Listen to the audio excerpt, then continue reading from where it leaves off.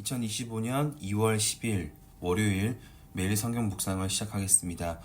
오늘 하나님의 말씀은 누가복음 1장 26절로 29절까지 말씀입니다. 누가복음 1장 26절에서 29절까지 말씀입니다. 여섯째 달에 천사 가브리엘이 하나님의 보내심을 받아 갈릴리 나사렛이란 동네에 가서 다윗의 자손 요셉이라 하는 사람과 약혼한 처녀에게 이르니 그 처녀의 이름은 마리아라. 그에게 들어가 이르되 은혜를 받은 자여 평안할지어다. 주께서 너와 함께 하시도다 하니 처녀가 그 말을 듣고 놀라 이런 인사가 어찌함인가 생각하매. 아멘.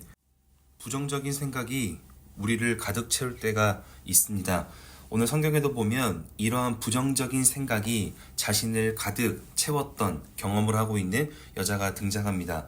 그러나 이 여인은 그러한 생각들을 극복하고 하나님의 일로 마무리하는 모습을 보여줍니다. 그 여인의 이름은 마리아입니다.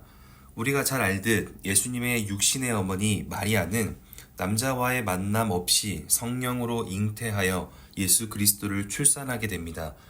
그런데 그 시작이 긍정적이고 기쁨 속에서 이루어지지 않았습니다. 오늘 본문 누가복음 1장 26절에 보면 갈릴리 나사렛이라는 동네에 천사 가브리엘이 하나님의 보내심을 받아 방문하고 특별히 28절 마리아에게 들어가 갑작스럽게 이런 말을 합니다. 은혜 받은 자여 평안할지어다. 주께서 너와 함께 하시도다 하니 문자적으로만 보면 참 행복하고 감사한 말이지만 이것이 갑작스럽게 찾아온 천사의 음성이며 아무리 좋은 말이라도 갑작스럽게 받으면 당황하는 것처럼 마리아는 매우 놀랐습니다. 그리고 마리아는 29절에 그 말을 듣고 이런 인사가 어찌함인가 생각하게 되었다고 합니다. 그런데 여기에 생각하였다라는 말의 원어적 의미는 별개의 근거들을 모아 합하다, 추론하다라는 말입니다. 즉 천사의 말을 듣고 이게 무슨 말일까? 이게 무슨 상황일까를 두고 고민하며 나름대로의 결과를 만들어 보니 그 결과가 30절의 무서움이었습니다. 마리아는 하나님의 천사의 방문에 결국 겁을 내기 시작한 것입니다. 그런데 이어지는 천사의 말이 더 무섭습니다. 남자와의 사귐이 없던 마리아에게 앞으로 임신하여 아들을 낳을 것인데 그 이름을 예수라고 하라는 것입니다. 또 그 아들을 통해 왕이 되게 하시겠다는 말을 합니다. 여기서 우리가 기억해야 할 것은 성경의 모든 것은 성령 하나님께서 이루어 가시겠다라고 말씀을 하고 있지만 겁을 먹은 상태에서 모두 하나님이 하실 것이다 라는 말은 순종할 수밖에 없도록 몰아가는 것처럼 느낄 수 있습니다. 결국 마리아는 순종의 대답을 하였고 이후 고민에 빠졌습니다. 또 다른 추론, 이것저것의 생각을 종합하여 자신의 상황을 고민하기 시작된 것입니다. 그런데 뜻밖의 행동을 합니다. 친척 중 누가복음 1장 5절부터 등장하는 엘리사벳을 찾아가는데 왜 찾아갔는가 하면 36절에 본래 임신하지 못한다고 알려진 이가 임신을 하였다는 말을 천사가 했던 그 기억이 난 것입니다. 그 길로 39절에 빨리 산골로 가서 유대에 있는 사가랴 집으로 들어가 엘리사벳을 만납니다. 그렇게 세례 요한과 예수님이 첫 만남을 어머니의 뱃속에서 이루어지게 된 것입니다. 그리고 44절 복중에 기쁨으로 뛰놀기 시작합니다. 그리고 먼저 성령의 강권적 역사하심으로 아들을 임신했던 엘리사벳에게 이러한 일이 어떤 일인지 얼마나 감사하고 거룩한 일인지를 설명하며 또 위로하게 됩니다. 그렇게 마리아는 엘리사벳으로 용기와 위로를 얻고 하나님의 일을 완성하게 되었습니다. 오늘 말씀을 통해서 우리가 기억해야 할 것은 우리는 생각에서 끝을 내는 경우가 많지만 우리의 걱정은 생각에서 끝낼 것이 아니라 하나님 안에서 끝을 내야 한다는 것입니다. 마리아도 걱정이 없지 않았습니다. 오히려 천사를 통해 두려움을 느꼈고 무서움을 느꼈습니다. 그래서 생각이라는 말처럼 계속해서 떠오르는 부정적인 생각을 모으고 모아 더 큰 걱정과 두려움을 느끼게 하였습니다. 그러나 마리아는 그 두려움 속에서도 하나님의 말씀을 떠올렸습니다.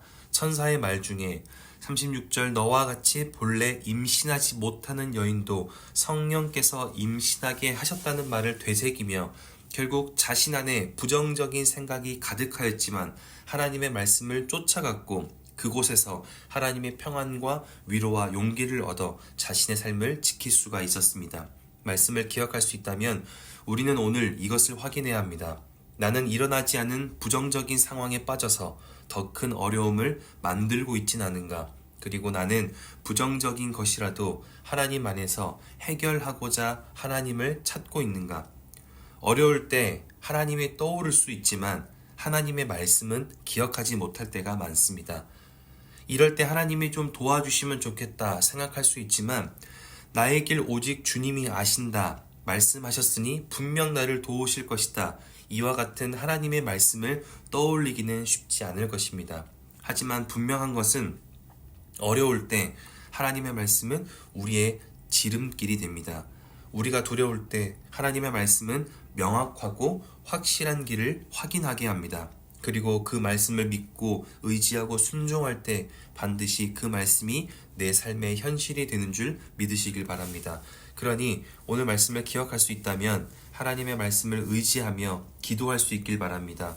부정적인 상황과 생각에 빠져 있더라도 그것을 하나님께 다 던지며 하나님의 말씀을 담아내고 의지하여 오늘을 살아갈 수 있길 바랍니다. 어떤 상황 가운데 놓여 있을지라도 하나님의 말씀이 함께하는 곳은 하나님이 인도하시고 지키실 것이라 확신합니다.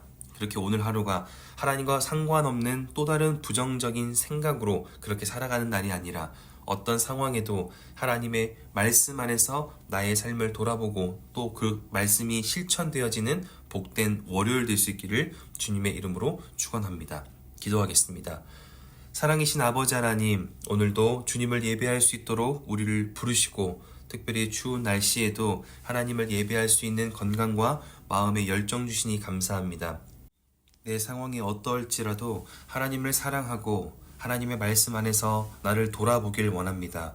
어려움에 빠질 때마다 하나님을 기억하게 하시고 두려움과 무서움에 빠질 때라도 하나님을 기억하며 기도할 때 우리에게 새 힘 주시며 위로와 평안과 담대함으로 그렇게 내 삶에서 믿음을 잘 지킬 수 있도록 우리를 긍휼히 여기시고 능력의 능력을 허락해 주옵소서. 그렇게 오늘도 하나님께 주신 그 큰 능력을 경험하며 살 수 있기를 간절히 소망하며 지금은 우리 주 예수 그리스도의 은혜와 하나님의 사랑하심과 성령님의 내주교통 역사하심이 어떤 어려움에도 하나님의 말씀으로 이겨내기로 소망하고 결단하고 돌아가는 함께하는 모든 하나님의 사람들 머리 위에 그리고 멀리 해외, 국내, 지방에 출타한 가족들, 우리 교회 환우들, 우리 교회 그리고 복중의 생명까지 이제로부터 영원토록 함께하옵시기를 간절히 축원하옵나이다.